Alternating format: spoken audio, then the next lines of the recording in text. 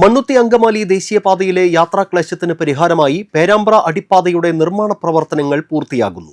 ജില്ലയിൽ വിവിധയിടങ്ങളിൽ അടിപ്പാതകളുടെ നിർമ്മാണം നടക്കുന്നുണ്ടെങ്കിലും ഏറ്റവും വേഗത്തിൽ പൂർത്തീകരണത്തിലേക്ക് എത്തുന്നത് പേരാമ്പ്രയിലേതാണ്. ദേശീയപാതയിലെ ഏറ്റവും പ്രധാനപ്പെട്ട നിർമ്മാണങ്ങളിൽ ഒന്നായ പേരാമ്പ്ര അടിപ്പാത വികസനം അവസാന ഘട്ടത്തിലേക്ക്. അപ്രോച്ച് റോഡുകളുടെ ടാറിംഗ് ജോലികളാണ് നിലവിൽ പുരോഗമിക്കുന്നത്.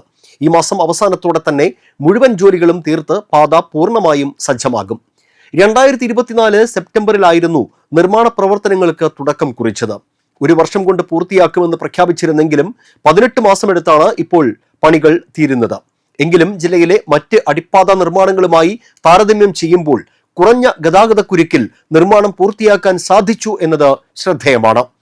ദേശീയപാത 6 വരിയാക്കി വികസിപ്പിക്കുന്നതിന്റെ ഭാഗമായി ഭാവിയിലെ ഗതാഗത തിരക്ക് കൂടി പരിഗണിച്ചാണ് അടിപ്പാത നിർമ്മിച്ചിരിക്കുന്നത്. മാസങ്ങൾക്ക് മുൻപ് തന്നെ ബോക്സ് നിർമ്മാണം പൂർത്തിയാക്കി. ഇതിലൂടെ ഭാഗികമായി ഗതാഗതം അനുവദിച്ചിരുന്നു.